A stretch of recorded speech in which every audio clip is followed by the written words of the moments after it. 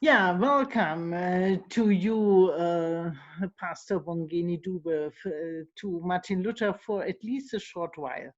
This is very nice that you are here for our interview. Thank you so much.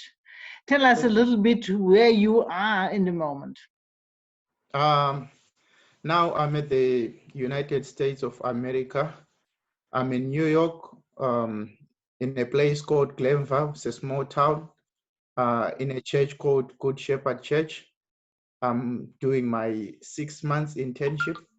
So that's where I am right now, doing my internship as a result of the relationship between the two churches. The church in America, the Lutheran church, especially the Synod of downstate New York, and the Lutheran Church in Zimbabwe. So there is kind of partnership that is happening between the two churches. Okay. Oh, no, wonderful that you do that. But when you were traveling in the beginning of this year, you expected a quite normal internship, I guess. And then everything changed with the corona. How has your life changed? Yeah, sure.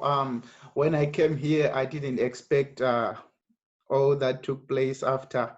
I just expected to come and just have a normal internship. But few weeks after I came here, I think experienced two services. Then after that, churches were closed, and we Oh, had to change on how we do our things, change how we do our meetings, change how we do our Bible studies, change how we do our services. I mean, everything just changed, and we're online. So we tried to figure out how best can we really engage our members, engage the community. So we ended up doing our Bible studies meetings on social media platforms like Zoom, Facebook Live. That's what we. So for me, it has been also a blessing in disguise because as a young minister and someone who is going to be in ministry in the future, it's also preparing me for such time as this. It have never happened mm, before, but I feel like it's also preparing me, and I'm learning a lot through this experience. mm. So you never could shake hands with your congregation members. You only Yes, see them online on the pictures. on pictures, then we just do those reactions Okay. through the Zoom. Yeah. And what was the most striking or the most hard experience you had? I think every time when you travel to a new place, sometimes you might get something that Mm, is new to you and that can be striking or that can actually affect you some way. For me, when I came here, the culture is totally different from where I came from. I come from Zim, and when I get here, there are a lot of things that are different from the Zimbabwean church, different even from the Zimbabwean society. So there is a lot. And also, when I get here, sometimes people couldn't understand my accent. So I had to try, to to make sure that they understand to speak slow at the same time louder so that mm, they can get what I'm saying because we use Britain accent. Yes, they use American accent. So they were kind of, you know, that mm. discord. After I'm done with my sermon, people would say, but we didn't hear you, and I was like, para, I tried to be clear as possible. So also it was a challenge to me. And also the food when I got here, it was also, something that I've never seen in my life. So I was like, what's this now? And I'm used to my salsa in Zimbabwe and my rice and some chicken. And here they have a lot of variety of food. And after service, sometimes we share food. And I see this new variety food before me. And some of the stuff, I was shocked then. But now I'm getting used to it. I'm enjoying it actually. But now you have to cook for yourself, huh? With the lockdown, or how is life now? Yeah, with the lockdown, I have to cook for myself. Usually, when the church was going, people could take you out. Some call you to their homes for dinner, for lunch. Some take you out, you know. But now things have changed. I have to cook. So as soon as I drop this meeting with you, I will go and cook. Okay. Yeah, this is a good thing what you have learned now in America. That's right, even for myself. Yeah. Okay. What you said already, you what you want to take along back to ELCZ, especially these experiences now also being an online church, which we also do. Is there something else what you like to take back, or what you want to advise us, what we can learn? I think when I got here on Ash Wednesday, I celebrated differently from the previous Ash Wednesdays. Hmm. What we did, we went outside in a famous street where a lot of people go through from work, you know, to their homes, and we're standing there and we're doing what is called ashes to go.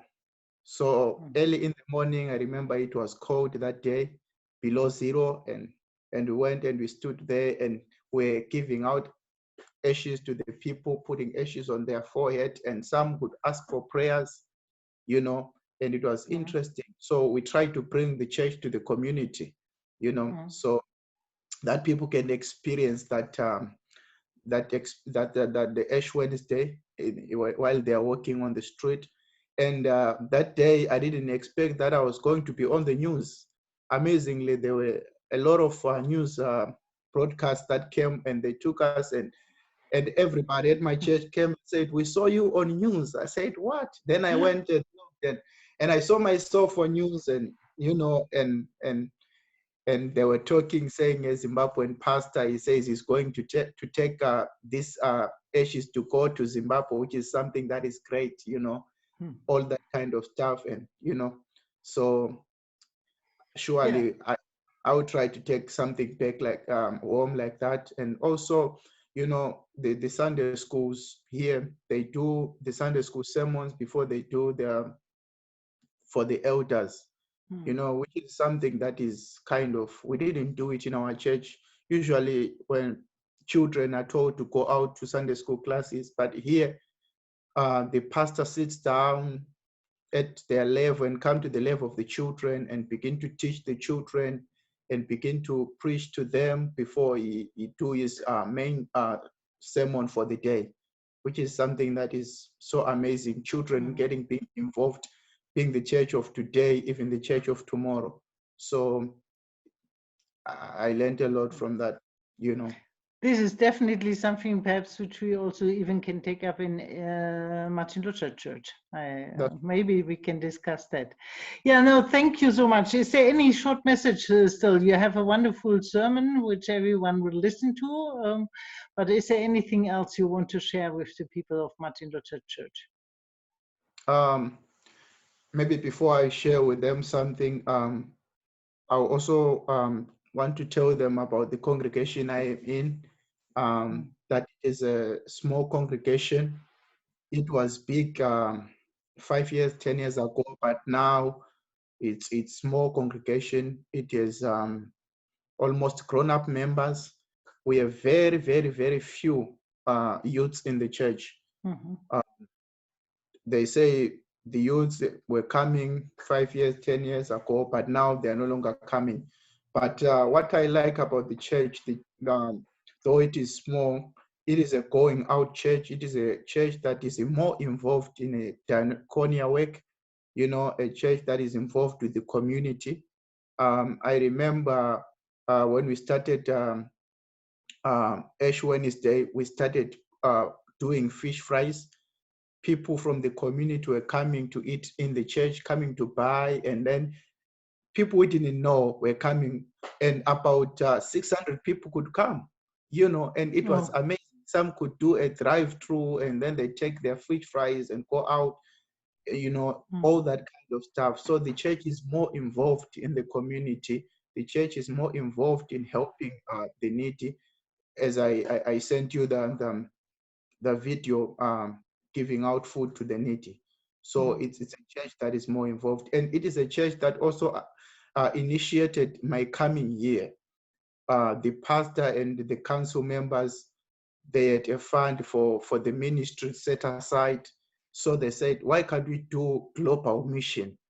Then they talked to their bishop, they raised it up to the leadership of the church.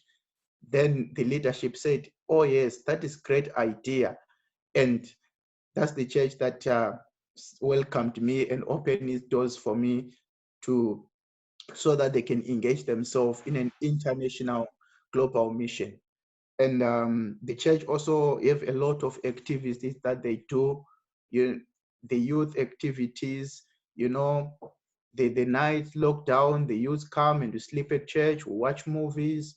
The elders also come. They also have a group of retired people that come every Tuesday to maintain the church, maintain the bulbs, make sure everything around the church is so nice. There is a lot that is going on around that church. So there is life. I really like it. So then coming to the Martin Luther Church, I think it is a church that also has that potential. I've been there and I've seen a lot, and it has a lot of different people coming from different backgrounds and places. And I feel like they have a higher calling in the city of Harare, a calling to engage in the society, to engage in the community, even to support their church, which is very important, to bring life to their church. I feel they can do much, especially in times like this where we are faced with the coronavirus. They can do something and impact the world around them. So I also encourage them that even in times like this, they stand still in the Lord, they maintain their faith, and they shouldn't give up. Yeah, no, thank you so much, really, for your message from far, but you are still very close to all of us. Thank you so much. Okay, take care. Huh? Okay.